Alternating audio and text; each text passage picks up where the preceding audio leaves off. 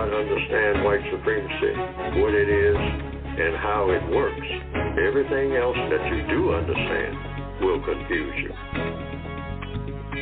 In all of these 9 areas of activity, economics, education, entertainment, labor, law, politics, religion, sex, and war. Anywhere on the planet, minute by minute, day by day, all of the time, all of the time, all of the time. Good morning and welcome to the February the 27th, 2024 edition of the Counter-Racist Coach Show with Mr. Neely Fuller Jr. I am your co-host, Mr. Bobby, and we thank you for jumping aboard or jumping on and being aboard on today's programming. For those of you who are new to the program and you want to be a part of the program, all you have to do is dial this number, 516-453-9921. And if you have something to say, and please make it brief if you do, just push the number 1 button and wait for the call screener to come on and give the call screener your name, and then you will get in line to be heard. Now, if you would like to Gmail me so that I may read your question, then all you have to do is Gmail me at the numero 7, Mr. Bobby, MRBOBBY, @gmail.com, and I will get it. I will let you know, and then read it at an appropriate time when the call volume is a little low. And lastly, if you just like to join the chat room, you can do that by going to blogtalkradio.com. You want to click on where it says programs. You click on the program menu, and then you want to come up where it says shows, and the show that you want is the Produce Justice Show. You click on that, and the chat room becomes available to you, and you can be in the chat room. Now, there is one caution, and that is this: in the chat room, please, ma'am or sir, please do not ask me to ask Mr. Fuller a question through the chat. That's what the Gmail and the numbers for the dial number is for. But now, occasionally, I will take some of the chats and I will formulate my own question to ask Mr. Fuller, giving you credit if it comes from you. So that is that. The book that Mr. Fuller will be talking about can be obtained by going to producejustice.com. That's producejustice.com. There are many good things in that book, and then if there's any other things, he will make reference to that book as he does sometime. A movie list is on there, and also past shows are on there also. So with that being said, I believe that may be all of the house cleaning that I have to do. So let me get on with the show. Let me introduce to some and present to others Mr. Neely Fuller Jr. Mr. Fuller, good morning, and how are you? Good morning. I'm still learning. Okay, still learning. With that thought in mind, let's go to the thoughts and expressions on the mind of Neely Fuller Jr. Mr. Fuller, what is on your mind this morning to kick off today's program? It always comes back to me, regardless of what I try to come up with. Constructive contacts produce constructive results. That just sticks in my mind constantly. And when I say constructive contacts, I mean everybody that you talk to, even for a couple of seconds, everybody that you encounter, everything that you touch, you want it to produce a constructive result.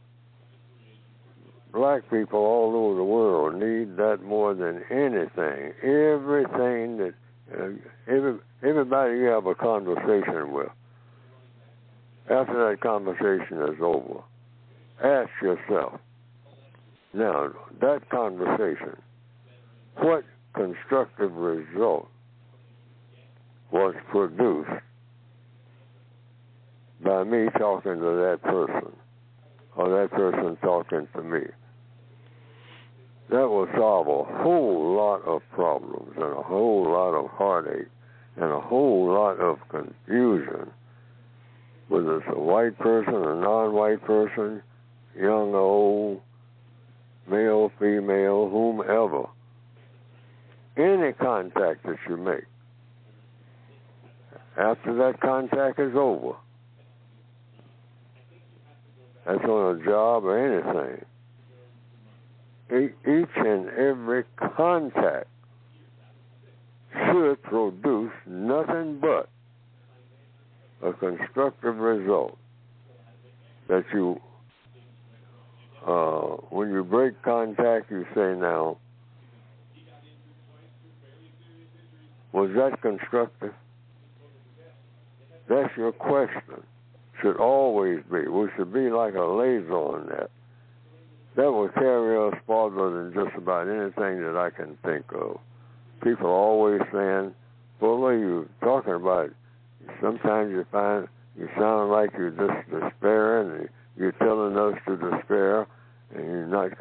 It seems like you got all these sometimes accurate things to say, or most of the time, but you're not giving us no solutions. And if every contact that you make with everybody produces a constructive result, and I'm talking about worldwide, anything that comes up in the middle of a war or whatever, you say, now, was this contact constructive? And if so, how? Because it's just mathematically impossible to be on this planet and everything that you do produces a constructive result without your situation always being better than it was before you made that contact. That's just the mathematics of it. If you guarantee that every contact that you make with everybody, and that takes a whole lot of thinking in advance, you're going to come away from that contact with a constructive result. You're going to have something that happened that was much better than it was before it happened, for you and everybody else involved. Otherwise, there's got to be everybody else involved. Otherwise, that's not going to work out to be very constructive. That's going to come back to haunt somebody. And that's not constructive. Everybody's got to walk away pleased. So that means what? You got to do a whole lot of thinking before you make a contact. You got to think, now when I know when I make this contact, when I take my cell phone out for the umpteenth time, all the contacts that I make on that cell phone today and the next day and the next day and the next day and forever, as long as I have this phone and I'm making contact, or I'm talking to someone at lunchtime at the dinner table, or wherever I happen to be, when I walk away from that person or those persons, there's going to be constructive. Something that is going to happen or is happening, and it starts from the moment you say good morning or whatever. When we part, the conversation is ended. That's what that means at this particular time. Was this contact constructive, or was it a bummer? Did someone lose something that was of importance to him or her? Whatever the person's involved. Did you gain something that you really appreciate having gained, or did you lose something? Or was it just a nothing conversation? And if it was a nothing conversation, it was not constructive. Every contact is supposed to produce a constructive result.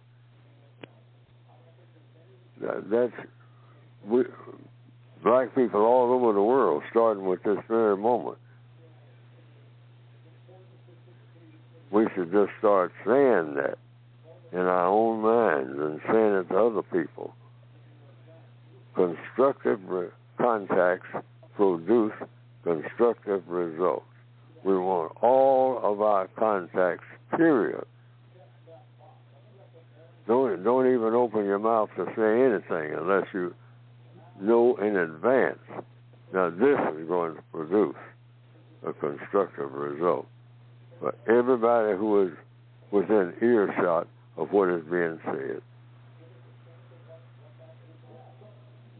This is going to be constructive. And I had several things that I was thinking about and getting, but that specifically, in these turbulent times, and all of the times for people on this planet seem to be terrible for somebody. So if you got color in your skin, from this moment on, try to say, this is going to produce a constructive result. Whatever I'm doing or whatever I'm saying, if it's in contact, if it's going to affect somebody else or affect me, it's got to be all of the above. Did it produce a constructive result? Yes or no? And that's it. There isn't anything else. I mean, for your entire existence from now on, that should be in our minds every minute. Constructive results. Because we're not about anything that doesn't produce a constructive result. Constructive results, okay. All right. That should be our whole philosophy. And that's all that is necessary. If everything that you do, reading Neely Fuller's book or not reading it, or going anywhere or doing anything, or planning on taking a trip or whatever, is it going to produce a constructive result? And if it is, what? Okay. What constructive result is it going to produce? Guaranteed. Ask that question of anybody that you make contact with. Just ask it. And not with arrogance or anything like that, but just let everybody know that that's where we need to be going. Just look at the world. Listen to the radio. Look at what's going on in the news right now, everywhere. It's a mess. Okay. So if you replace everything with constructive results or start heading down that road, you're going to get what you're trying to seek. So that's what I have to say. I'm harping on it, but I want to harp on it. That needs to be harped on. Okay. I'll harp on that. Constructive results. Okay. The number, 516-453-9921 is the contact number. Do that. Call in, and let's go to the phone lines. And let's see, off the bat, let's go to Corey. Corey, let me see if I can get you in here. Okay, Corey, I think I have you in. Corey, are you there? Yes. Good morning. Okay, there you go. What is your question for Mr. Fuller today? Good morning, Mr. Fuller, Mr. Bobby. My question, Mr. Fuller, is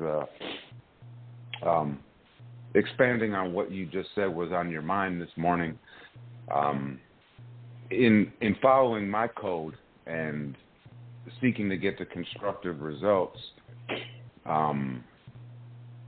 at times, for an example, if I lose my employment or my labor, because I'm unwilling to do something that's destructive, I'm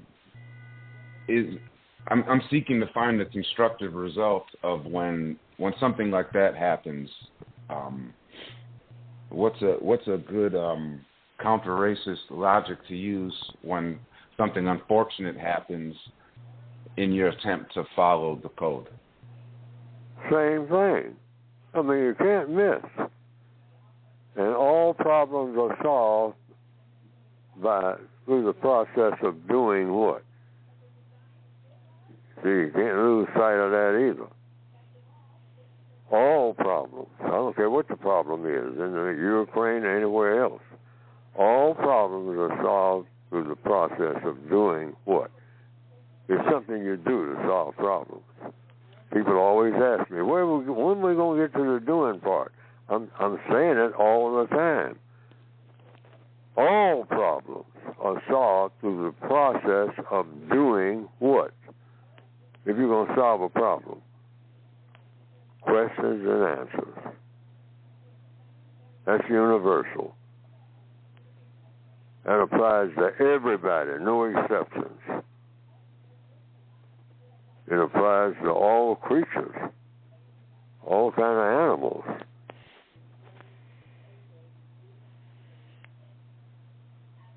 Animals ask questions in their own language.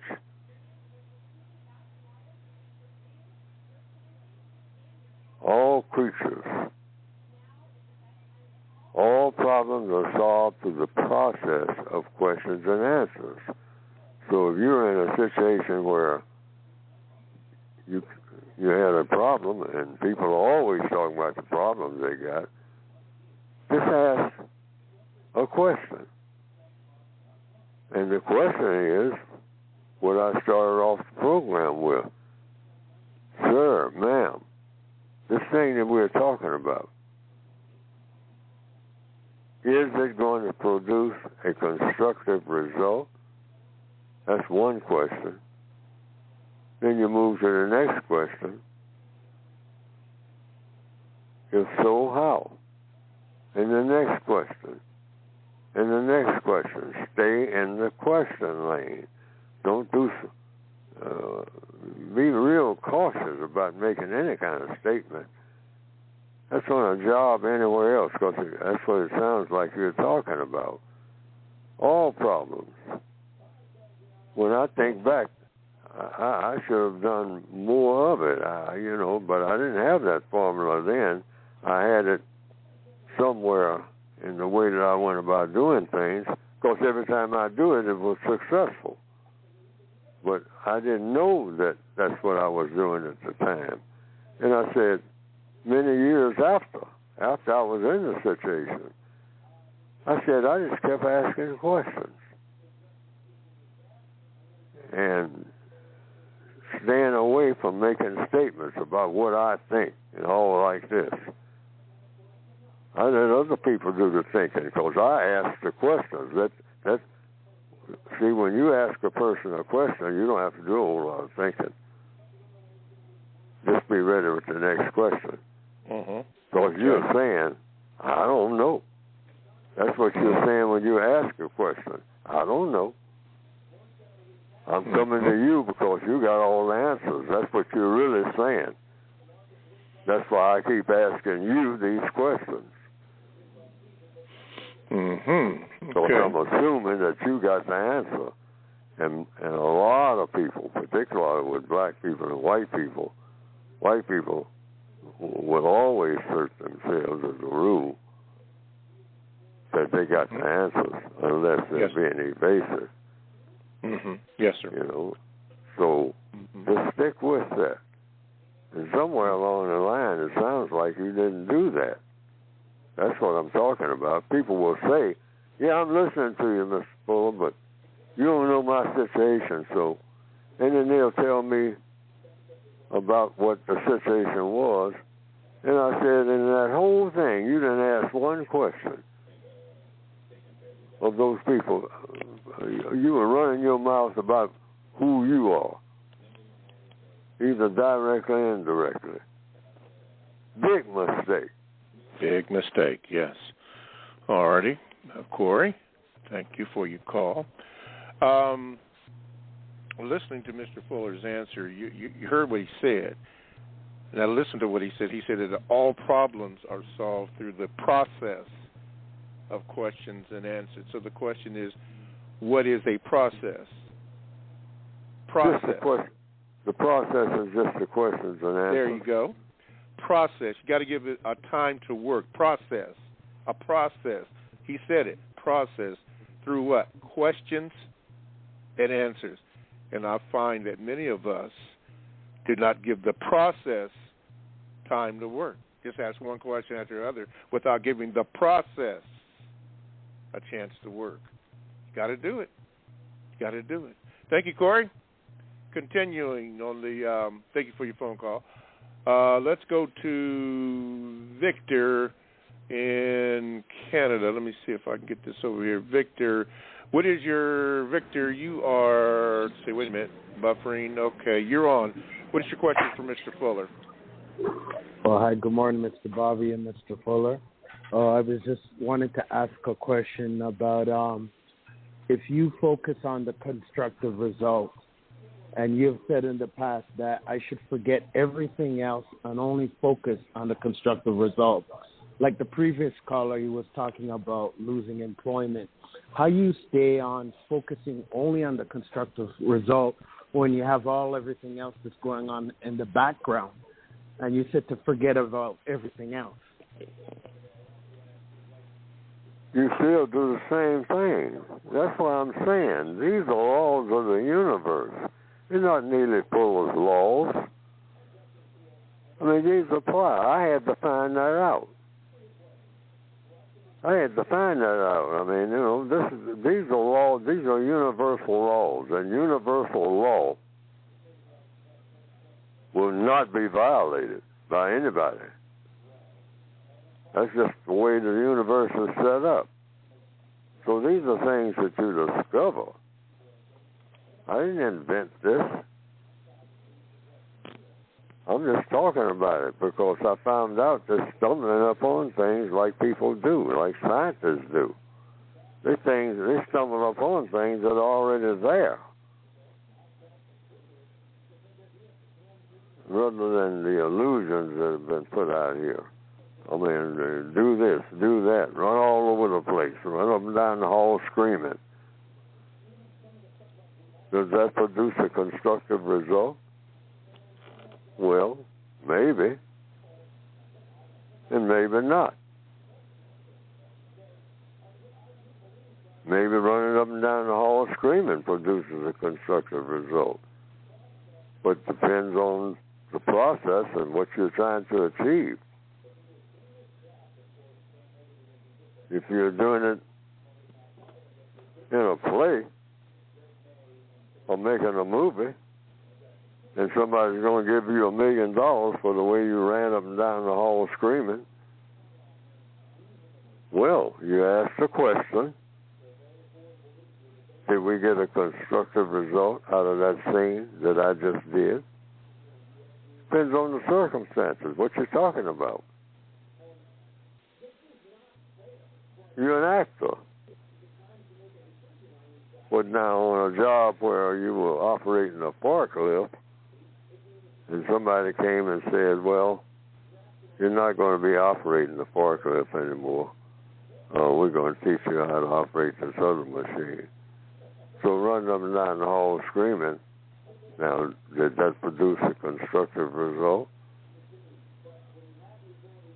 No, you might have a lot of questions about why you have been taken off of the forklift. Ask those questions. And why you?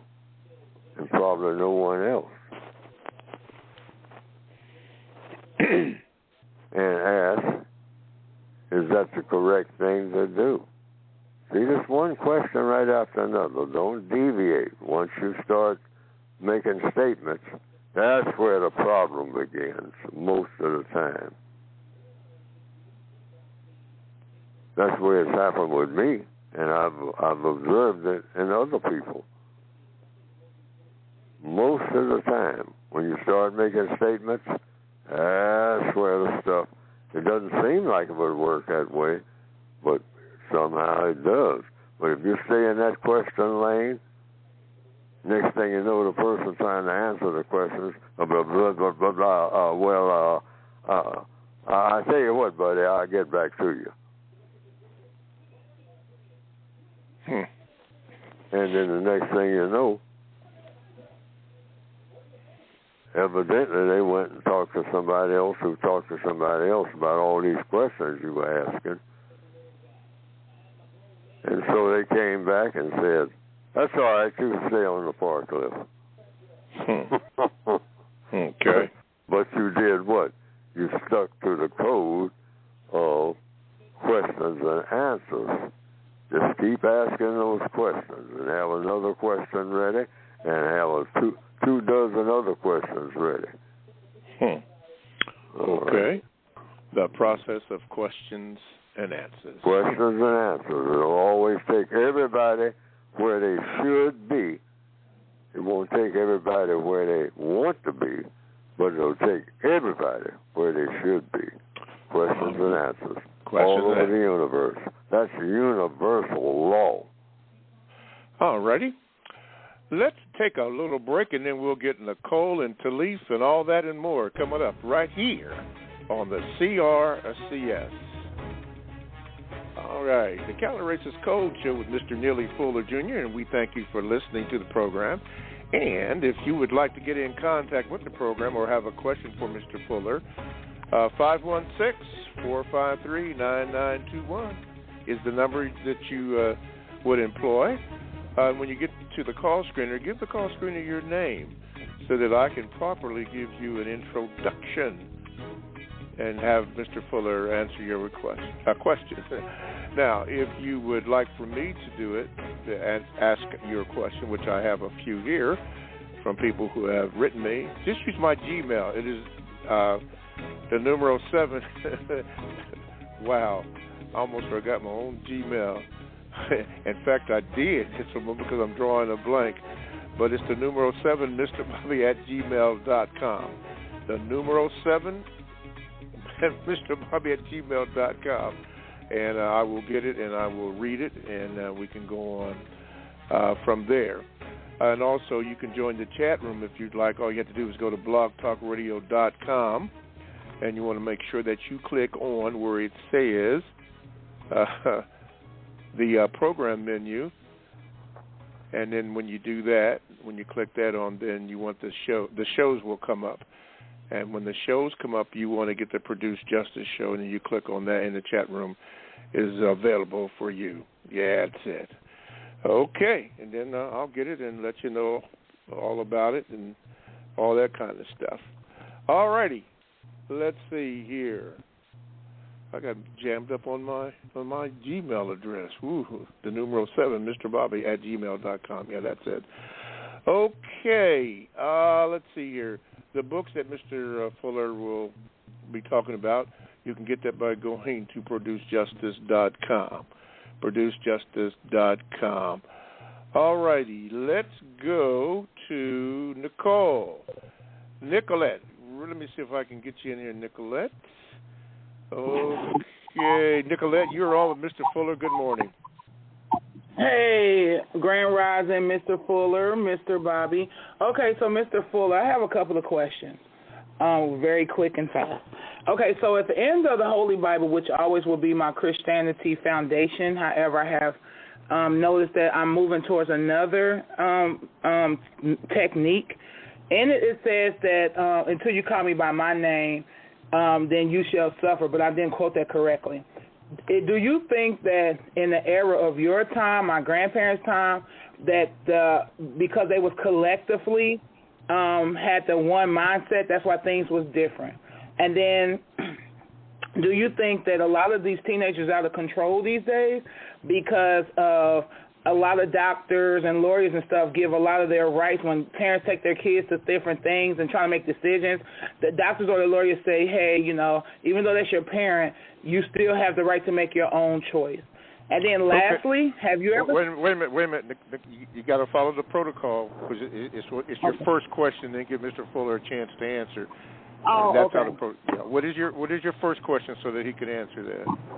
My first question was, in the King James Version, at the end of the Bible, it says, until my people call me be separated and call me by my name, they will suffer. Do you think that in your era and my grandparents' era, that y'all all had the same mindset? That's why it was such a huge result of people being more successful and having less crime? Okay, let Mr. Fuller answer that. Go ahead, Mr. Fuller. I don't know. We're talking about black people in the system of white supremacy. I've never known a time like that. As always, we've been making mistakes all along. Huge ones. That's why it hasn't been solved. This problem should have been solved a long time ago. It's almost like nickel and diamond. This problem. Why? Because we haven't known how to solve it. When we knew how to solve it, we never know how to solve it.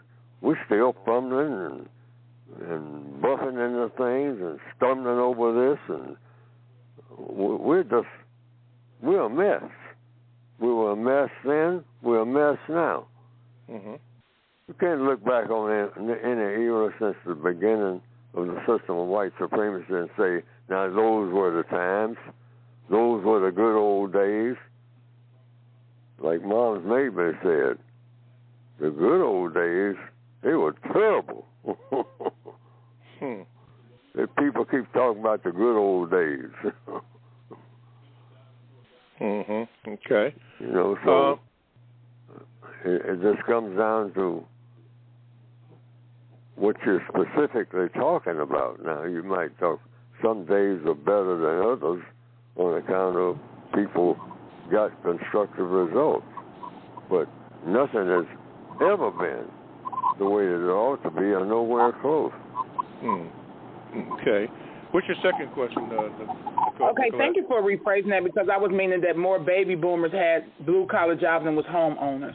And then my second question was, there's so much legislation with giving youth, even in California, 12-year-olds have the right to get sexual change at 12 years old. I said, do you think that contributes to a lot of monopolized of human capital within our neighborhoods is getting stronger because of a lot of the parental rights are being erased by doctors and lawyers telling youth that they have the right to make their own choice, that, even though the parent is there and the parent still financially responsible, you still have the right to make your own choice. And I have one more question after you answer that. Hang on. Okay. Mr. Fuller? Okay. Doctors, lawyers, this and that. We are in a system of white supremacy. That's the government of the entire world. And according to the code, white supremacists do not deliberately do anything that's not going to make the system of white supremacy stronger. Keep that in mind and don't ever get away from it. Whatever they do, no matter how it looks on the surface, because they know how to make stuff look good. Oh, yeah. They know how to put sugar on everything. They load it up with sugar and bright lights and something shiny. Bling, bling. Just load you up with it. Blind you with footwork. All right, they're experts. So no matter how anything looks on the surface, when you look up and white supremacists are doing it, you say, okay, what are they up to now? That's a question. I mean, you do it while you're yawning. All right, okay, here they come again. What are they up to now? They got something slick. They got it all set up so that it'll look good on the surface. All right. Mm-hmm. Okay. Well, I had to make a comment. Wait a minute, Nicolette. You say sugar, they put sugar on it. Isn't sugar not good for you or a type of poison? Absolutely. Sweet poison. That's what it is. Sweet poison. Okay. I just looked at some ingredients in something that I got that's supposed to be from a health store. And it says in small print, if you notice now, all the ingredients that when you get something off the shelf in the standard grocery store, everything that has about ingredients is in such tiny print that I don't care what kind of magnifying. I got every type of magnifying glass you can have. I mean, you can get a rocket telescope, out of the Space Center. You ain't going to be able to read nothing in that ingredients. I mean, take anything out of the refrigerator right now, where that is, and see if you can read anything in the ingredients. Oh, yeah. And stuck right up in there is something called cane sugar or total sugars or something like that. Yeah, I like what if you can read it. If you can read it. I like what you said, sweet poison. Okay, Nicolette, what's your last question, dear? Okay, so my last question is kind of comment. I was wondering, have you ever seen a new movie I recently just seen? It might not be new. It says, I Still See Them. And I'm asking that question because it really was so symbolic to Yoruba and how they teach you about spiritual vehicles of not only of our history of kings and queens and African civilization versus the Big Bang Theory. It's similar to that, and it made me cry. I think if you have time, could you try to see that movie and then tell me what you think at a later date? What is the name of that movie? I Still See Them. I Still See Them. Okay. The name of the movie is what? I Still See Them. I Still See Them. And what is the movie about? Overview briefly is about people. It was some kind of atomic bomb or some type of electric magnet bomb or something, and so people were stuck on Earth, but it was like a loop, like a movie where however they died, it just kept looping in that for like 5 minutes, and a girl could see them, like people could see them at various times. Certain people could see them at various times. It's kind of like how they teach on Yoruba about when you climb the tree of life and how you can, like myself now is feeling, where you can still, with spiritual, like you being used as a spiritual vehicle, with different, say if I'm in a law library and I need a certain law, the spirit of Johnny Cochran might come through me to show me where to go to that book at. So it's just I would like somebody else's opinion on it because it seems like it's another history or another clue to us rising above white supremacy being in a format of a movie, but perception of how they busted the nose of African civilization. It's like they doing that same thing with people's spirituality in that movie. Okay, I Still See Them, huh? Okay. Thank you very much, Nicolette. Thank you. Thank you very much. Nicolette, I Still See Them. All right, 516-453-9921. And let's go to Talif in the Yo. See, Talif, let's see if we can get you on here. All right, Talif, go ahead. Good morning, sir. Good morning, Mr. Bobby, Mr. Fuller. I'm still learning. Before I go into my question, Mr. Fuller, you made me laugh when you said, here they go again doing something slick. Mr. Bobby, it reminds me, I was a kid, it reminds me of that Johnny Guitar Watson song, Ain't That a Bee? Somebody doing something slick, got me wondering which is which. But anyway, I just thought I'd put that. Remember that song? But anyway, Guitar Watson. Yeah. Bow wow. Yep, that's it. But okay, Mr. Fuller, I'm going to touch on this one last time. Now, the only reason I ask you questions because I don't know if a lot of people get clarification. But I always stick to what you say when you say if you do not understand white supremacy, how it works. I get that, and I think everybody needs to look at that before they talk about the kids being confused. But I'm going to go back to one more thing that you talked about, then I'm going to move on because there's some other stuff I want to talk to you about next week. Okay, you mentioned the Constitution, and this may tie in to some of what the other people ask you about. Well, what do you do if they change something on my job? Okay, and I'm gonna make it brief. Chisholm v. Georgia was a case that came up in the 1700s. This guy named Robert Farquhar supplied Georgia with some goods during the Revolutionary War. Well, they didn't pay him back. Well, he ended up dying.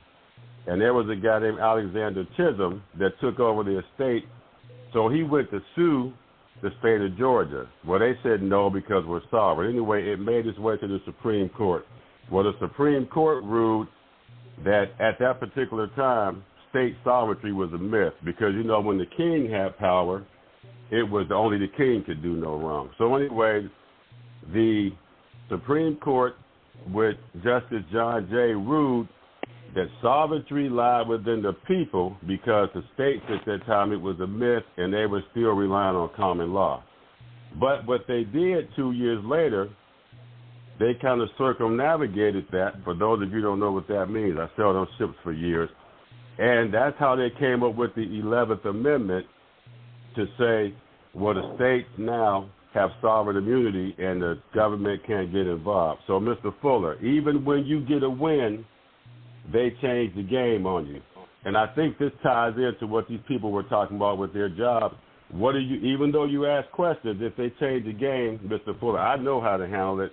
Now, I'm asking you to provide your, opinion for the people.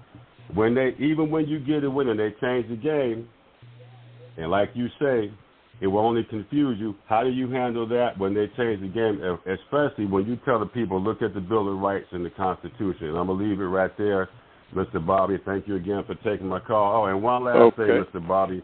They're doing a good job. They got downtown Youngstown looking pretty good, some of the neighborhoods, so they're fixing it up. But we know what that's for because white folks are moving closer back to the city. But I'll leave it alone. But I'll send you some pictures of your email. You guys have a good day. Everybody be safe and I enjoy. And Mr. Fuller, one last thing. You are being heard. There's a guy named Rizza Islam. I think I sent it to Mr. Bobby. He mentioned your book. He did a little short clip. I forget who he was talking to, and he talked about how the white folks study us, and that's how they're able to keep white supremacy alive. And he mentioned you, Mr. Fuller. So you are being studied and listened to, just in case you don't think you're being appreciated. You guys have a good day, and I want to mention Mr. Bobby. All right, thank you, Talib. Mr. Fuller? Well, I don't think there was a question there. Okay. But you do, particularly in job situations in the Northwestern Hemisphere, yes, you use the Constitution. The Constitution is nothing but a tool. A tool of what? That's what I've been taught, of the people. So then it comes down to, here we go with a question again. Neely Fuller, are you a person? Let's get that straight first, right out of the gate. According to the Constitution, you were declared, after a while of some head scratching and foot shuffling, that somebody in the category of Neely Fuller is indeed a person. And if anybody has any doubts about it, just raise that question on the job. I will. I would. If I was still working, I would say, sir, ma'am, am I a person? And once you put that question mark behind it, you don't say nothing. You wait for the answer. And don't argue about the answer. Just be ready with the next question. People keep forgetting that. Don't argue about the answer. Just keep asking questions. It's going to take everybody right where they need to be. That's a guarantee. Even if you don't know, you don't have any idea of where all this is going to end, this questions. One question right after another. When you add it all up, everybody's going to wind up being exactly where they ought to be. Not where they want to be, but they're going to wind up being where they should be according to the laws of justice. It's just an automatic thing. Mm-hmm. And so you just keep asking, about the Fifth Amendment and the 14th. Those are two things I heard on all the time. I said, is this directly or indirectly a violation of the 14th Amendment? Sir, ma'am, always be polite. Yes. And I found out about it, kept doing that. Everybody got frustrated but me. You know, it's just like magic.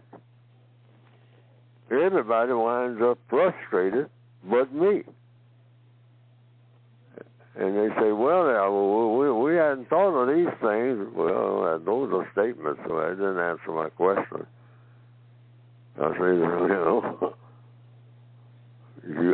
we haven't thought of those things. You're bringing up so many different things here and whatnot. I'm doing my duties. Mm-hmm. You know, okay. They say I have super advisors. A supervisor, that's two words in one, a superior advisor. So what do you do with a superior advisor? You ask them for superior advice. Superior advice, here's another question, based on what? What will produce the most constructive results? Yes, sir. Absolutely. Which segues me into this, Mr. Fuller, since you brought that up. This is the time to discuss how to do that with your book. Could you please do that, please? Just do it, according to the outlines in the book. Like that you can get by going to producejustice.com. Going to producejustice.com, yes. And one that I definitely, this is something that went into the book last. Ask yourself every day, what do I want to do? Why do I want to do it? How do I plan to do it? And what do I expect the constructive result to be? And then you take that question and ask that question of everybody. Because everybody's supposed to be treated equally now. So everybody should be able to answer that question. If not now, later on. See, just because you ask somebody a question doesn't say, they say, well, I don't have an answer right now. That's the answer. They don't have an answer right now. Then that calls for what? Another question. Well, when do you think you might have an answer? And you say, I don't know. So that's the answer to that question. Now, in that book, you have 9 areas of people activity, sir? Yes. They are economics, education, entertainment, labor, law, politics, religion, sex, and war. And you want, and really, in order to get answers to all of your questions, you want answers to all of those words. What do those words mean? Like economics, that's the first thing you start with, is what does a word mean? What does the word America mean?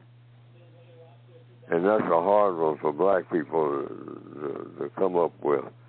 It runs right past them, whatnot. What is an American? We keep talking about these phantom people called Americans. Well, America did this. America. What is an American? And stop and think about that.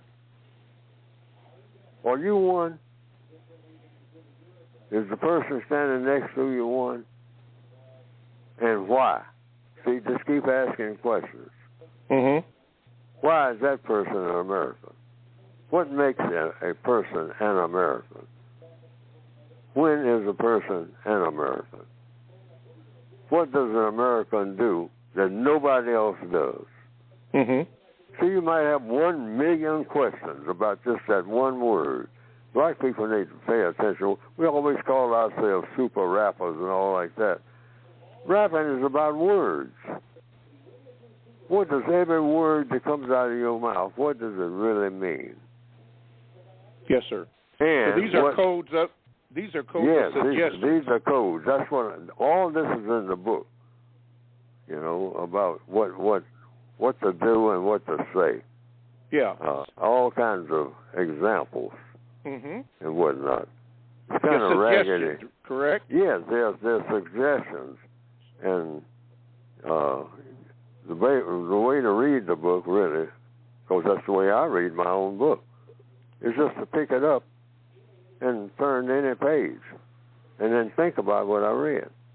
And that stimulates me to think about something else that's connected with something else, that's connected with something else, because that's the magic of a book or somebody even making a speech, is that it causes you to think. It should. Anything that anybody says. And when you think, you should be asking, now what does that mean? And after I learn everything that is supposed to be learned, what's going to be the constructive result? Constructive result, correct. See, that's always the last question. All right, and the first one, really. What's going to be the constructive result? Now, when you answered this question, what do you want to do? That's found in the 2016 edition, page 171, yes. 172? Right, 171 and 172. Okay. Yes. And those four questions are for those that are just tuning into the program or becoming familiar with the book and the program. Yes. And it's just a lot of things in the book that might help along those lines. Okay. Those are four questions you can always ask anybody, any time of the day. Because everybody has a want. Yes, sir. Supervisors, on the job, a person sitting next to you on the bus that you strike up a conversation with, on an airplane, or next to you in an airport, and you get in a conversation. One thing that fits everybody is something that they want. Well, I want to catch this plane. All right, so I don't have time to talk to you. Okay. So that the person told you what they wanted to do, and then they told you what they were going to do, and told you why they don't have time to talk to you. Why? Because I got to catch this plane. They just announced it. Last call. And where can we order this? Where can the people order this book from, Mr. Fuller? Go to producejustice.com. Producejustice.com. Okay. And just see what you see. And you got a word guide there. I always say it's the same book, but I couldn't crowd it all into 2 covers. Okay. So just pick out what you want. You might want both volumes, or you might want just one. All right. Or you might want the original. I think it's up there too. All righty. So. All righty. ProduceJustice.com. The call-in number is 516-453-9921. If you have a question or a comment that you want to make with Mr. Fuller, make sure you press the number 1 button so I can know your name. Going to the Gmails here. This person does not want their name mentioned, so I'll just read the Gmail. It says, "Hi, Mr. Fuller. I want to know how the white supremacists keep control of the planet when they're only, at most, 15% of the planet's population. An example of this is the concept of Brazil, where there's more blacks than whites." Smarter. They made themselves smarter. How do you make yourself smarter? By asking questions. See, I often give this illustration. I'm working on a job, and I walk by an office, and I say, "Brian." It's a white guy in there. And he's looking. I made up this illustration. He's looking. He's got a magnifying glass, and he keeps looking at this something up under this magnifying glass. He's got on it. And I say, "Brian, what are you doing? You sit in here all day, every day. looking at that one object. What is that? He said, that's a grain of sand. Now, I made this one up. This is an illustration. Because I've seen this, and I've been a part of this type of thing. I said, a grain of sand? I said, this is what you're spending all your time doing? He said, yeah. I said, well, why are you doing it? That's a logical question. Because it's there. What do you mean there? It's in the world with me. I'm in the world. This grain of sand is in the world, Fuller. I've actually experienced things like this. And I say, so you sitting here looking at a grain of sand. You're crazy, man. And I walk on down the hall. But in answer to the question, how did white people get that way? I don't know. But by them being that way, they got smarter. And all the black people who are walking around talking about being great kings and queens, white people are saying there are things that I don't know. It is not supposed to be anything that I don't know. I got to know why this grain of sand is on the same planet with me. Next thing you know, Brian now is a multi-billionaire. Why? Because he found out a use for that grain of sand. And in answer to the question, that's how that happened. I'll have black people put down education. I'm born knowing everything I need to know. That's the kind of stuff they put into our heads. Where black people in the year 2024 should say, I don't know nothing. Teach me everything. Because that's what I do. Why? Because, following the logic, it gets the best results. See, if you keep walking around thinking you know everything, you won't try to learn anything either. And you'll wind up being the dumbest person that ever existed. Okay. I'm from a long line of black kings and queens. You know, that's what I know. So I'm a black king. You're sitting on the curb barring quarters. Okay. All righty. We're going to wind this first hour down, but we want you to remember that this very important, Mr. Fuller had mentioned, and he's mentioned this before in many programs, that to solve a problem, you have to use the process of questions and answers to achieve or to get a constructive result. A constructive result. Questions and answers, which means that there is a process involved, which means what? It's going to take time for a process to work. But give it that. Give it that. And then he also said, do not ask the second question until the first question is answered. And there might be, his example, might be 1,000,000 questions. But don't move to the second question until the first question is answered. The final minute of this first hour, Mr. Fuller, I'm going to give to you. Well, I'll do what I did in the beginning of this hour. Constructive results. I'm going to be saying that all the time. Before you make any kind of move, before you open your mouth to say anything, think about what is going to be the constructive result of me saying what I'm thinking about saying right now. Okay. Going to leave it right there. Okay, thank you, everybody, for listening to the first hour. Those of you who will have to go, we thank you for your attendance. Hopefully we'll see you next week. But for those who are going to be for the second hour, as I say sometimes, stick and stay, do not go away, because we have a second full hour of the Counter-Racist Code Show with Mr. Neely Fuller, Jr. So again, thank you, Mr. Fuller, and we'll be right back after a short 5-second break.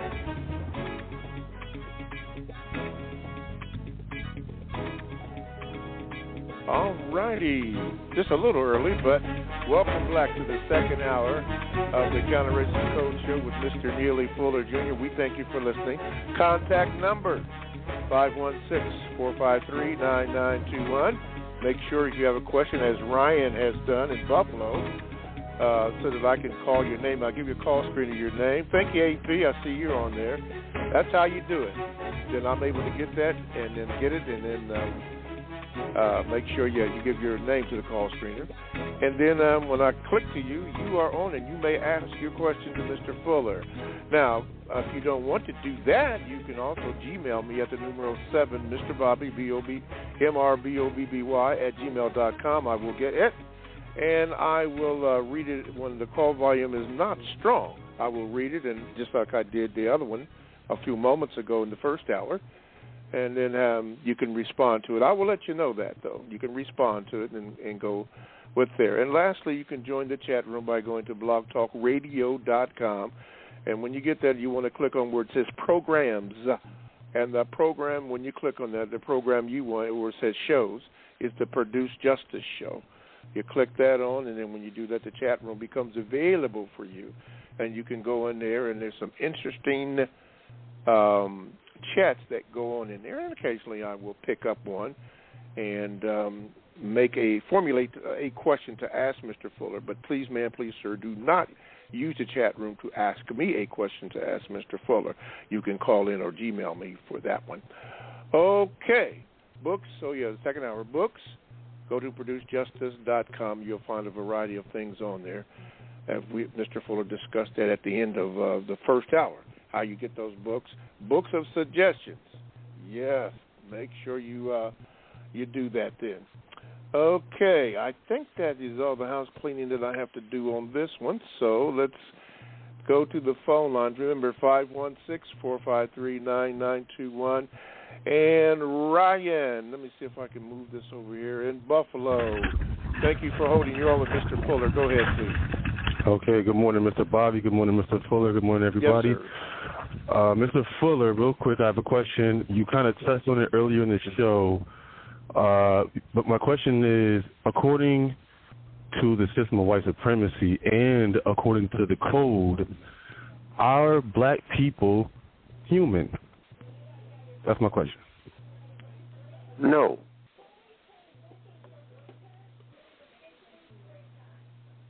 That's the answer. I can give a reason why that's the answer. Yes, sir. Can you please expound on that? A human being doesn't mistreat anybody. So the question, if you ask another question behind that, do black people mistreat anybody? It's simple. Codification is simple. Do black people mistreat people? Yes, any black person, do they mistreat anybody at any time? The answer is, always go with the truth, yes. Yes. So if you mistreat anybody at any time, you are not a human being. Human beings are humane. A humane person does not mistreat anybody at any time for any reason, period. So no,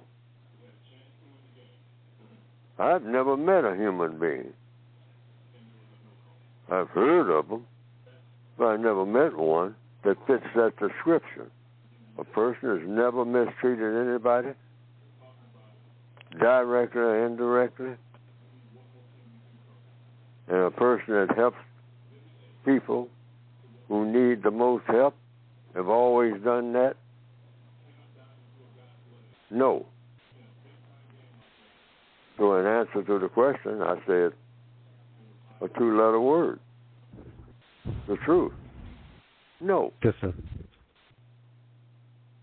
Mr. Fuller, so would you consider a baby to be a human? Has a baby ever mistreated anybody? That would be the question. That's what I would ask myself in answer to the question. And I would say, Well,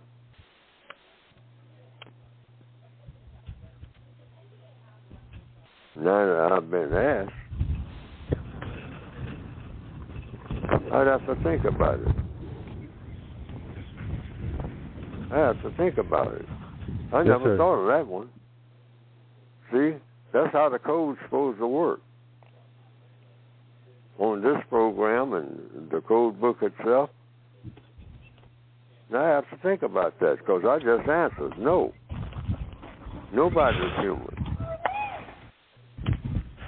But has a baby ever mistreated anybody? Any kind of baby? And I have to say, I don't know. But right now, I'm thinking. And I don't think so. See, so thank you, sir. That particular question, see, that's what this program is about. We try to find the truth. Yes, sir. You know, hey, it's the truth.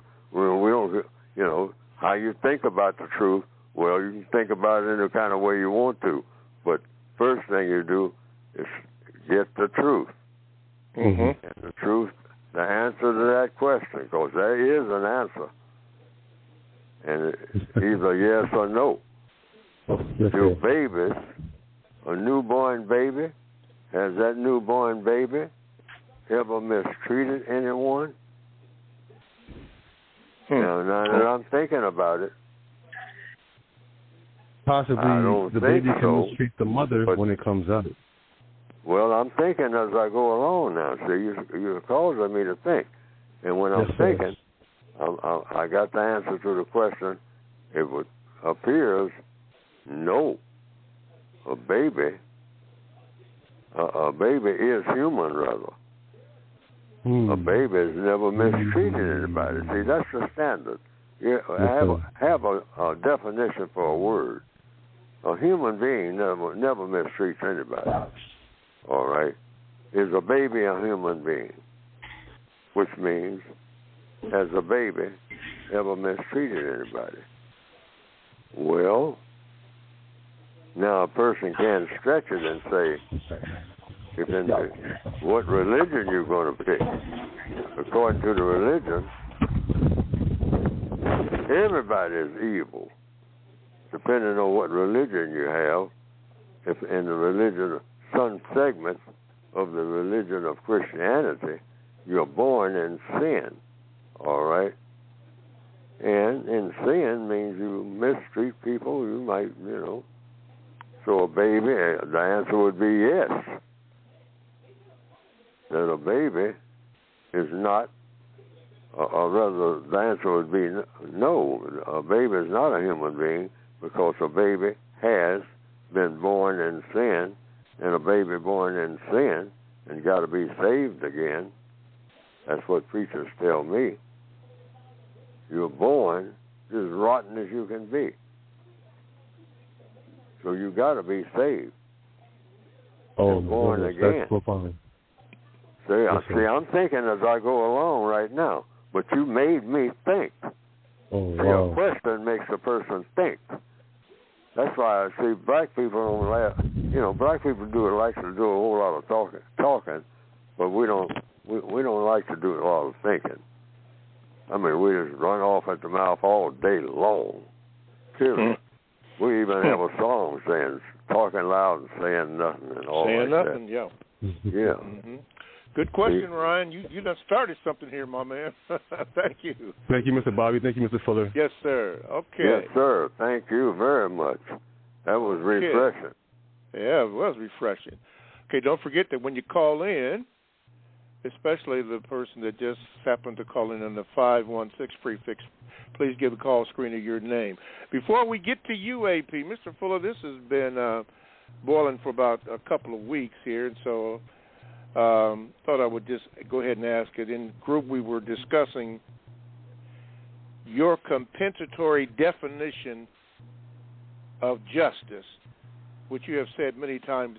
But for those who do not know, what is your compensatory definition of justice? Two parts. Part one, guaranteeing that no person is mistreated, that you never mistreat anybody. You may have done so in the past, but you say, I'm going to stop mistreating people. Okay. All right? So, okay, you're heading toward having justice right there. You got that in mind anyway. Okay. Number two, guaranteeing that the person that needs help the most gets the most constructive help. Now, nobody has proven that they practice justice on this planet. Because justice or compensatory justice, or your definition of justice. No, you don't even have to put nothing in front of it. Justice is justice. Okay. See, the white supremacists guarantee that nobody can practice justice. Okay. So there's no such thing as justice and white supremacy on the same planet. Okay. At the same time, according to counter-racist logic, counter-racist evidence. Okay. All right. According to everything that's in my code book. Nobody can practice justice in the system of white supremacy. Why? Because the system of white supremacy is guaranteed that justice will not be practiced. The system of white supremacy guarantees that people will be mistreated for fun, because that's one thing that the white supremacists get out of mistreating people. Killing people, to them, is fun, and they teach everybody else that it's fun. That's why black people are killing so many black people. It's fun. Okay, now, under your definition of justice, to be, would that mean that those who are mistreated, would that be to make them whole? You know, to compensate for whatever they are missing. That's what making them whole means? Yes. And the question is... Yeah, I asked that because I wanted to know what is the definition between, or what is the difference, not definition, but what is the difference between justice and reparations? Oh, reparations mean you're repaired. And nobody's repaired. Everybody's damaged. Everybody's like what that lady wrote on that mirror in the movie The Hustler: perverted, twisted, crippled. And the whole world is that way. We're just about as rotten as we can be. Right this minute. All this mess going on in the so-called Holy Land. I mean, heaven forbid. Holy Land, that's an example. What we call the Middle East. That's the Holy Land. Okay. Look at it. That's supposed to be the example for everybody in the world. Look at it. Nobody wants to be there. Okay. Being the veteran that you are, because you were in the U.S. military, I believe in the Army and the Air Force, I believe. I think that's what you said. Yes, and Army.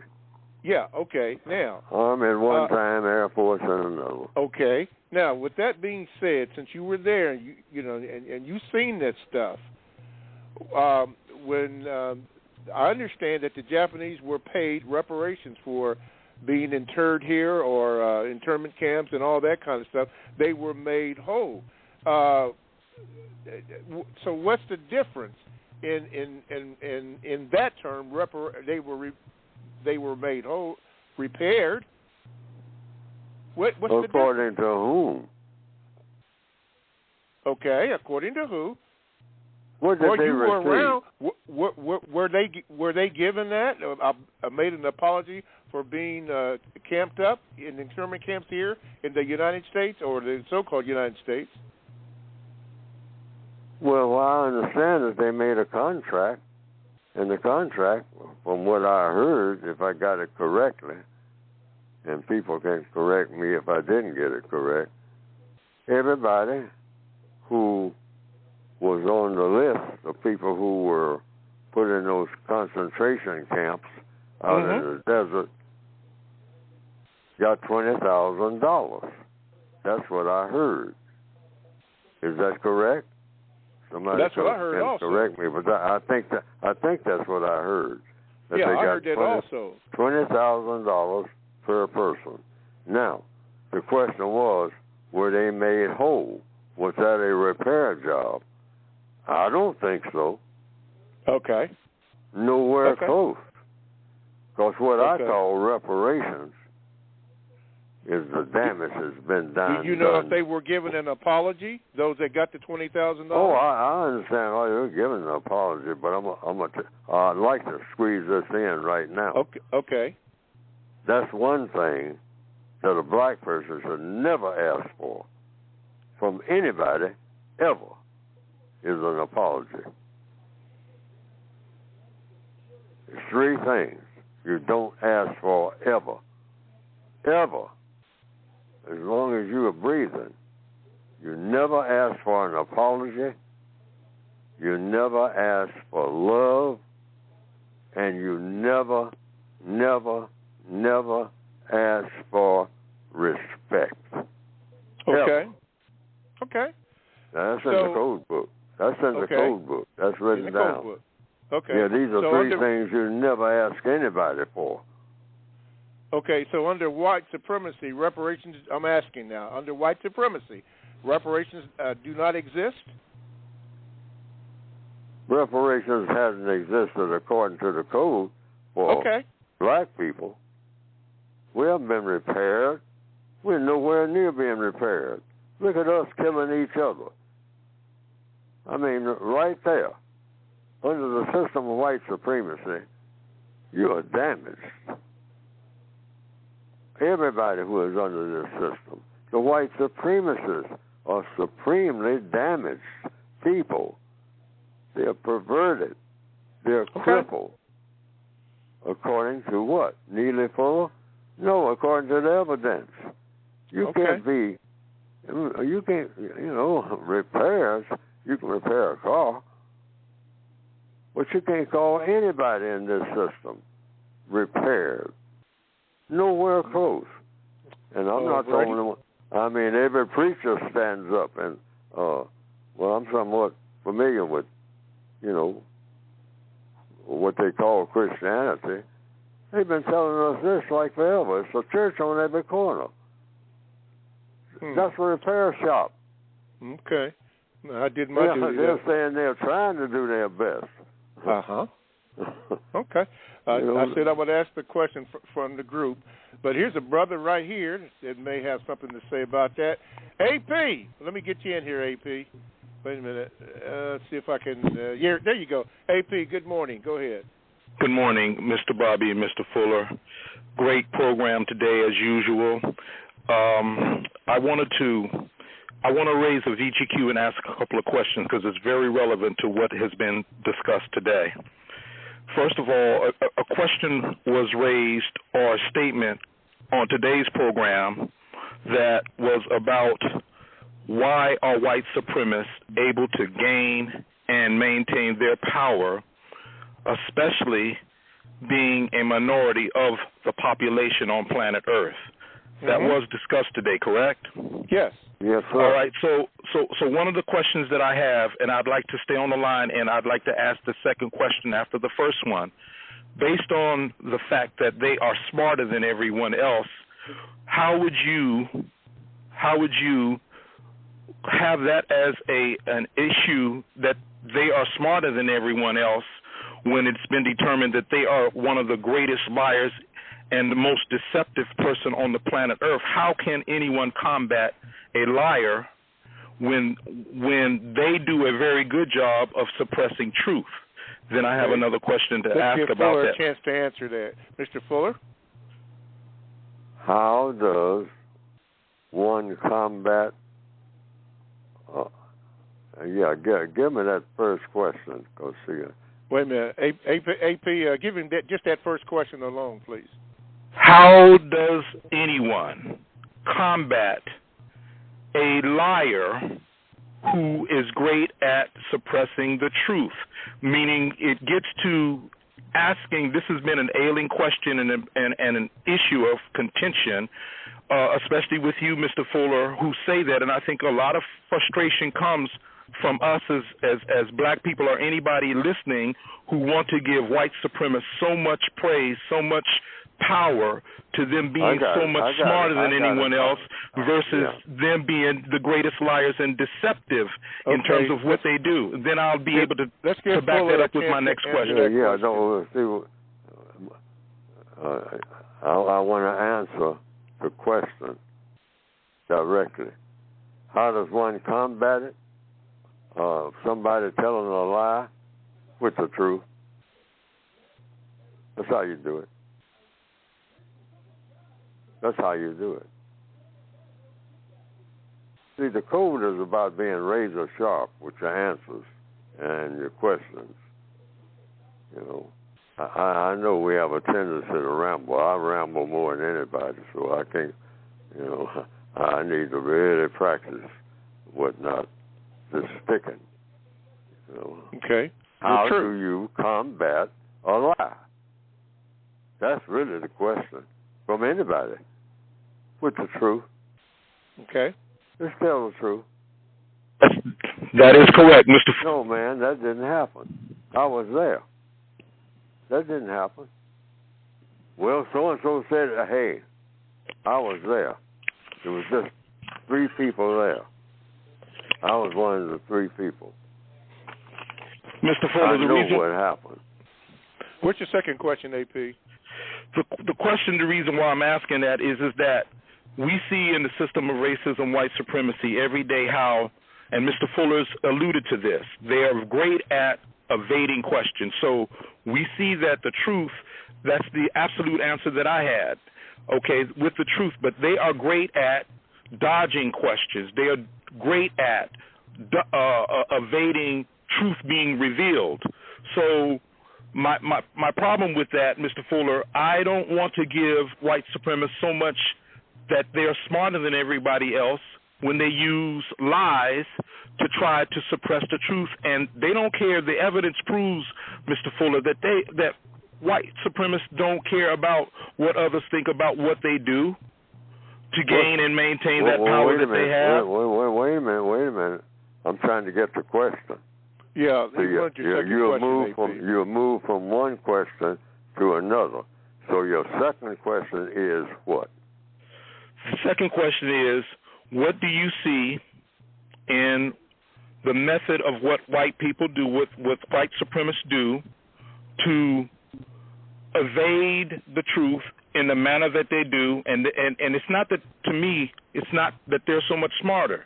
They're great at being great liars. Hold it. So you ran past that stop sign, a question.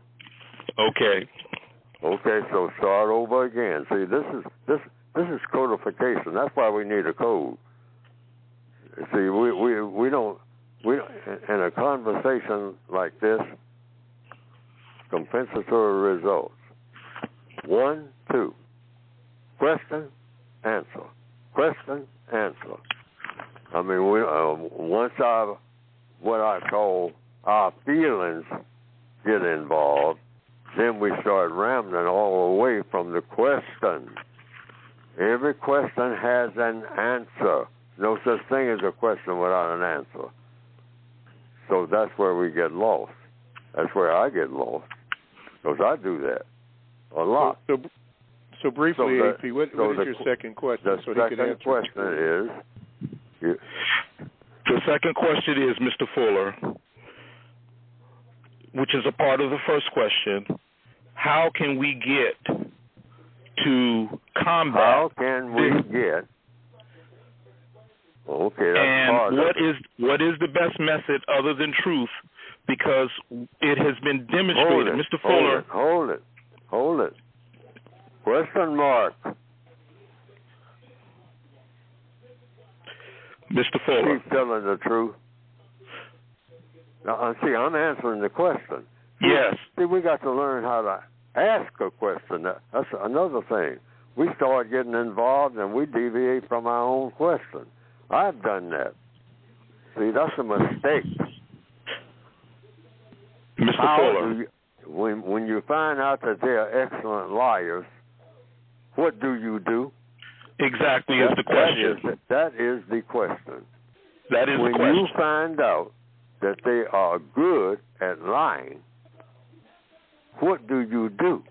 That's the question. That's the question. That's the question.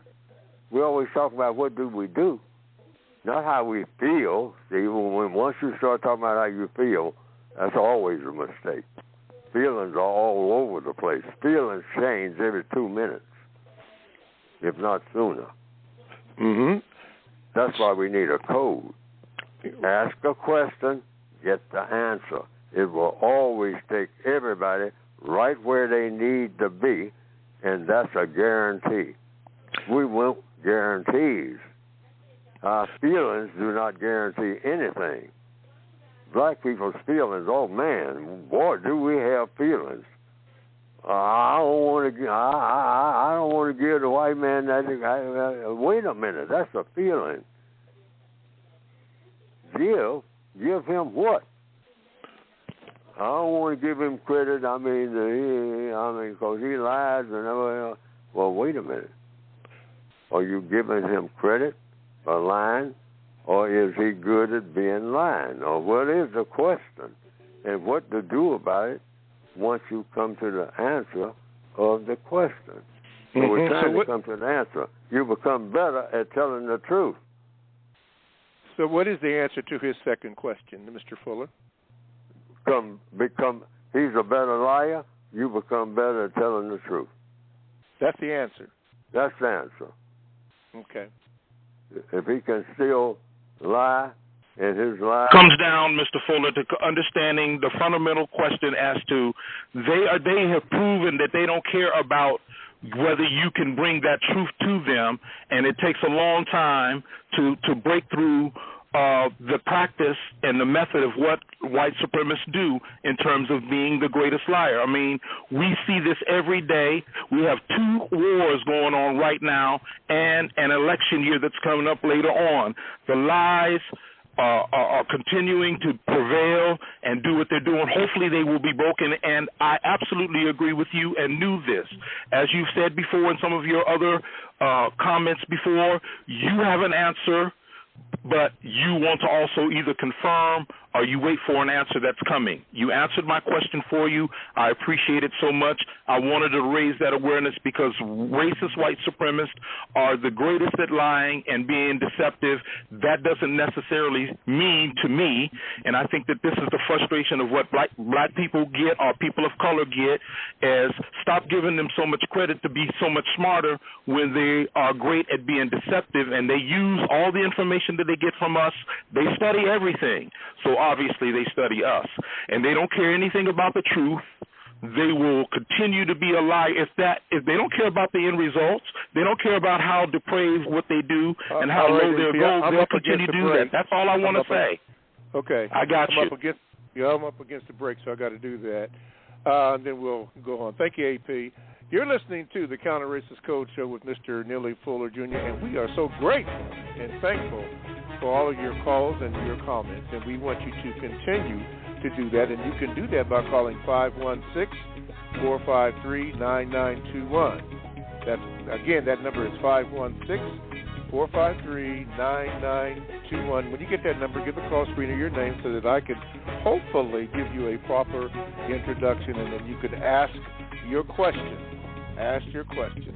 That'll be good. You can also Gmail me at the numero 7, Mr. Bobby, BOBBY, MRBOBBY at gmail.com, and then I will get it and let you know, and then read your question at a time when the phone lines aren't jumping so much, and then I'll let you know about that. You can also join the chat room. All you have to do is go to blogtalkradio.com. You want to make sure that you click on where it says programs. Then you click on that, and you want to produce just this show. That's what you want. And then you get in there, and then when you do that, the chat room becomes available, and you can get in the chat room, as a few have done today, and make your comment or piece or whatever it is that you need to do. And occasionally I will glean a comment from that and formulate a question and then ask it and give you credit if that question comes from you.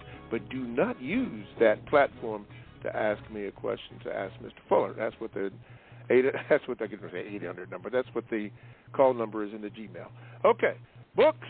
Yep. ProduceJustice.com. That's where the books are at, and you can get it. And we've been talking about those books, or Mr. Fuller has been talking about it, and where to get information, which is in the form of suggestions, what to do and what not to do. You can do that. Okay.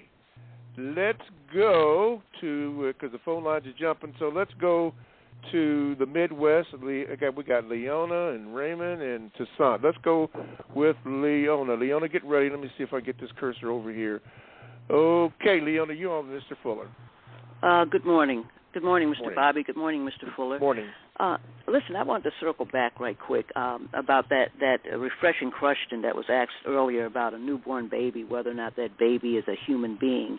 And I just wanted to add to the mix, on page 161 of the Word Guide, Mr. Fuller, you also define a human as being, quote, a human or a humane being is a being that practices justice, balance between people at all times, in all places, in all areas of activity, including economics, education, entertainment, labor law, politics, religion, sex, and war, counter-war.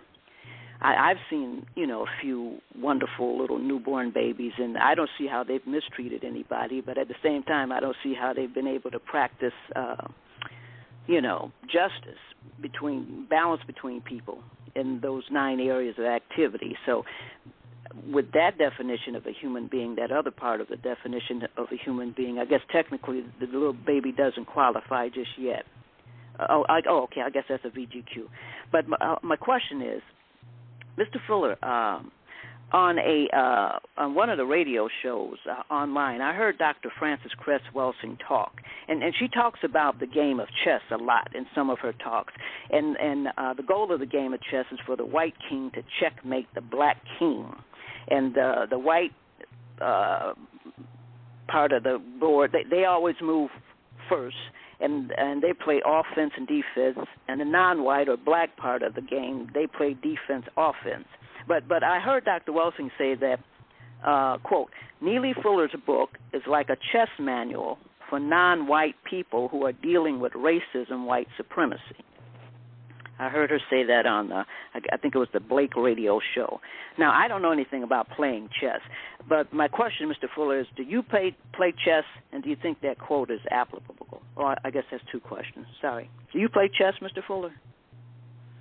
Never have. Not one game. But I have played checkers. That's how I introduced that to Dr. Welsing. Because I didn't know anything about chess except there was a game called chess. I mean, more sophisticated than checkers. But I knew that checkers, the old original board, wasn't black and red. The original board was black and white. And I knew that not only in chess, but the one that I emphasized really to Dr. Welsing, because she didn't know anything about pool, I said, there used to be a lot of pool halls, and a lot of black people used to shoot pool. And in pool, you have what they call the green. That's the table. It's covered with green, some green cloth. And then you have a number of colored balls, and there's a sexual stimulation there too, indication. And then you have a white ball. Now, the aim of the game is for the white ball to knock all of the colored balls off of the green, meaning the earth, into what they call the side pocket. And so that nothing is left on the green except the white ball at the end of the game. And the last ball, out of all the different colored balls, that is knocked in what they call the pocket, knocked off the table, is what they call the 8-ball. All right, so that's the illustration many, many, many decades ago that I gave to Dr. Frances Wilson that caused her to start looking into all of the games, including baseball and everything else. All right. In fact, somebody wrote a book called Only the Ball Was White, talking about the life of Jackie Robinson, and that back when he was with the Negro League or something like that. Anyhow, I never read the book, so I don't know, but I remember the title. But that's how that all came about. I mean, about the games, the different games, golf, all of it. It has to do, basically, with a racial thing. See, the white supremacists send all kind of messages through everything they do. Dr. Wilson used to call it the big black balls and the small white ball. Okay. Okay. Mm-hmm. All righty. Okay. Well, thank you so much. Go ahead. No, I was going to say thank you for that, Mr. Fuller. And listen, just as a parting thing, right quick.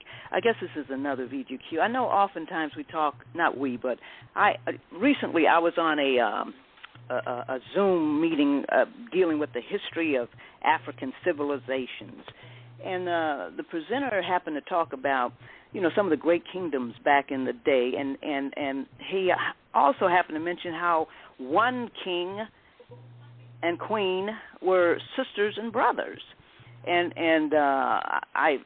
they consummated that marriage, and I couldn't help but think that that kind of behavior probably contributed to the downfall of those civilizations. It wasn't the main one, but it's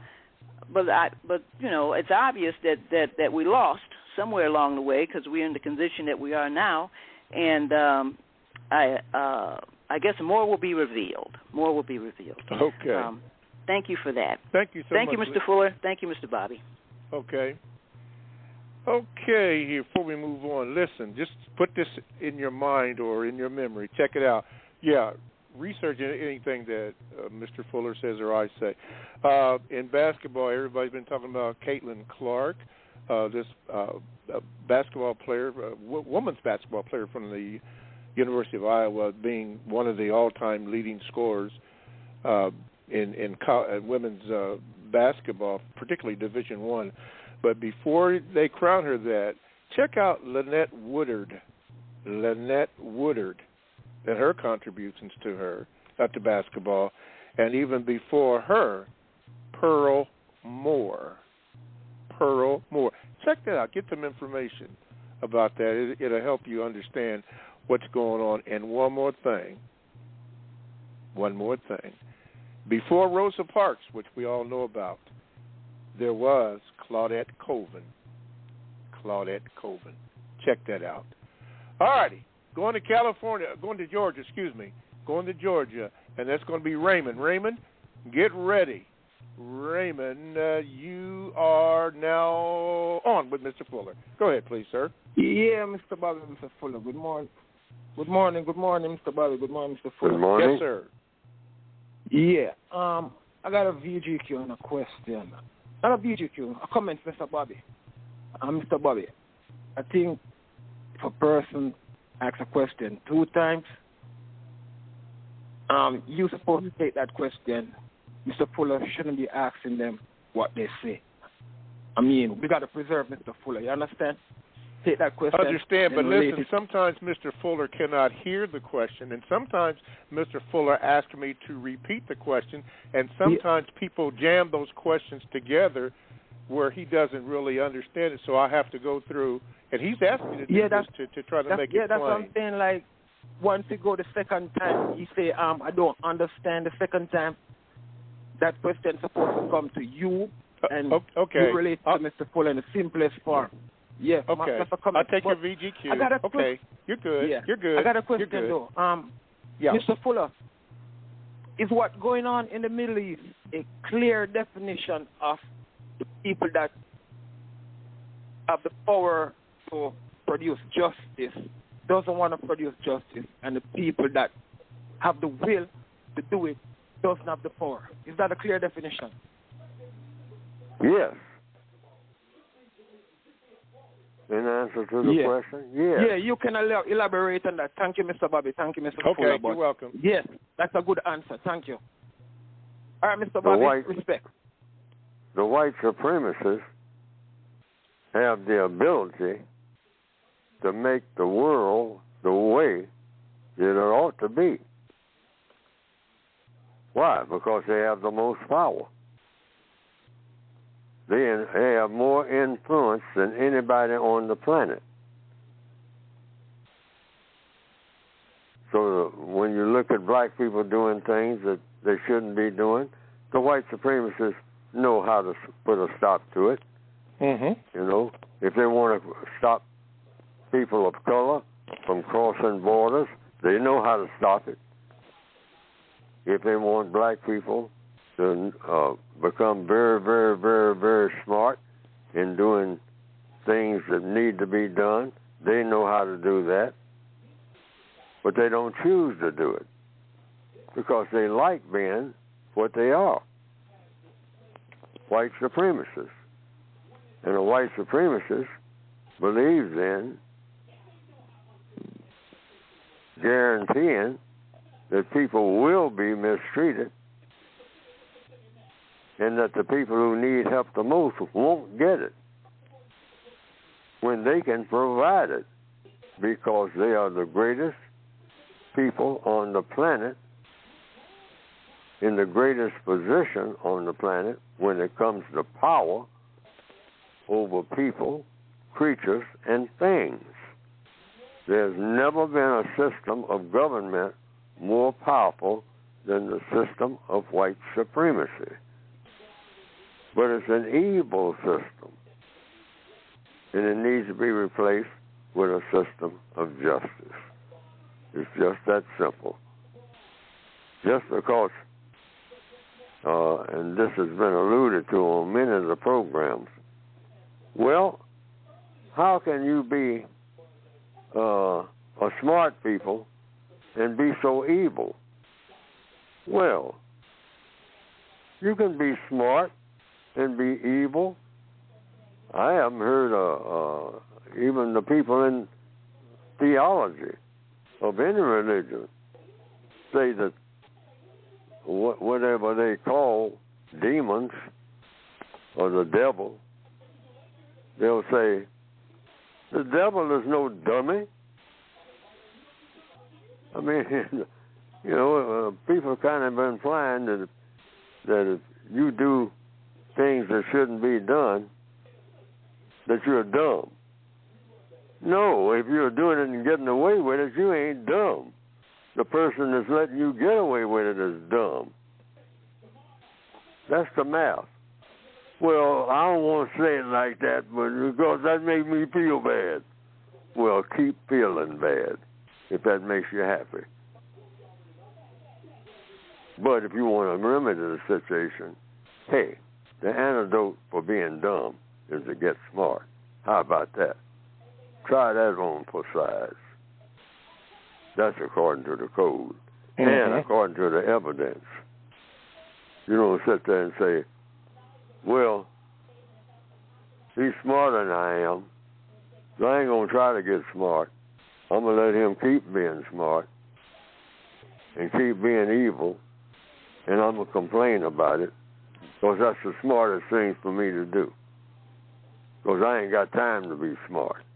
I'm too busy trying to impress my buddies. Negro logic. That's what that is. Negro logic. Wow. Okay.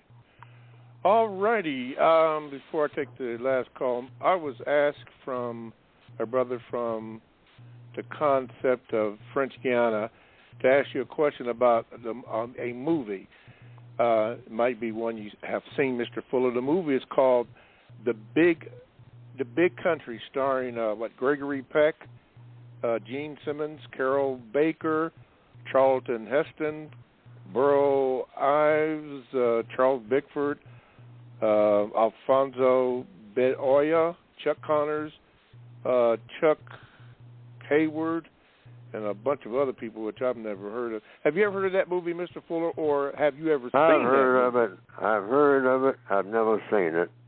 But if it's got lessons that a person can learn, because I say that's what everybody should be doing when it comes to entertainment, find out the lessons that can be used, be able to point out the lessons when you're talking about the movie that can be used to do what? Produce the most constructive result. That's what looking at a movie, listening to a song, or what people call entertainment. All right, a person makes a new rap song. All right, rather than stand back and judge of whether or not it fits the criteria for being rap or blues or whatever. Just say, when I hear it, what is the constructive result that happens to me when I hear it? And what am I inspired to do? That's the difference between what? Not what you call rap and blues and reggae and whatnot. That's the difference between sound, two types of sound, because there's only two types according to the code. Music and noise. There's two types of sound in the universe, just two. Music and noise. And what is music? What's the difference between music and noise, according to the code, according to science, according to the truth? Music is whatever you hear inspires you to do something that produces constructive results. Yes, sir. That's music. What is noise? Something that inspires you to do something that doesn't produce a constructive result. And that's the only difference between music and noise.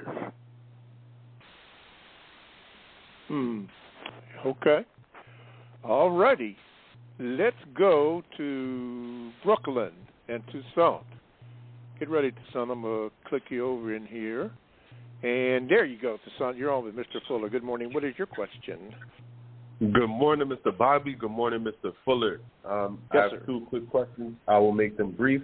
My first one, Mr. Fuller, have you ever dealt with what we refer to as a heartbreak in regards to a romantic relationship? That's my first question. Sure. And one thing I learned over a period of years, take the bitter with the sweet. And there's a song sung by Billy Eckstein. I heard it back in the 1950s. And said, you expect everything to be like it ought to be.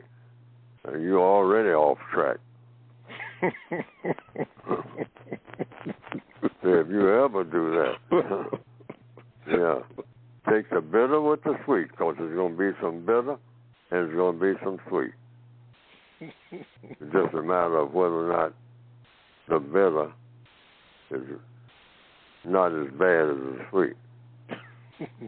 I'm laughing at you, Mr. Fuller, because I'm reminded of that song, I Told You That I Love You, Now Get Out. Yeah. That's why I say never ask for love. You got to ask for it. My goodness, that's the reason. That's the reason I came up with that. Never ask for love, never ask for respect, and never ask for an apology. Those three things. Yeah. I mean, as long as you're breathing, don't ask nobody for an apology. It ain't no good if you got to ask for it. You ever think about that? Was that Memphis Slim that said that? I told you I love you, now get out? No. That's a completely song. That's a different song altogether. Okay. I never heard that song. I heard somebody say it. And then just recently, I heard it for the first time in my life. I knew about the title of the song, before I ever heard anybody sing it. It's just a couple of years ago that I heard somebody sing it. It's a country and western song. I didn't know that. Yeah. Okay. I told you that I loved you. Now get out. Okay. Oh, let me get Brother Toussaint back in here. Brother Toussaint. So much for love. Okay, Toussaint. All right. What is so much for love. Thank you, Mr. Bobby. My second question is, and by the way, I Told You I Love You, Now Get Out is a popular song composed by Herb Ellis, Lou Carter, and John Sprigo. They were members of Jimmy Dorsey's big band, apparently. I just did a little. All right. I'm going to have to do some more research on that. Thank you. No problem. Mr. Fuller, my second question related to the first is, what did you find was the most constructive way to go about handling heartbreak / a breakup? And that's my last question. Thank you for taking my call. Okay, alrighty. Depends on whether or not you prefer that person, being with that person, and interacting with that person, then you don't prefer. That's a preference. That's a decision for you to make. Everybody makes that decision in interacting with anybody. Whether or not you say, I can still work with this person. I can work with this white person who don't like black people at all and lets you know that. But he always does his best compared to the other white people around here to not mistreat me as best he can. So I can get something out of him. For one thing, he doesn't try to cheat me, and if I do the job, he'll pay me.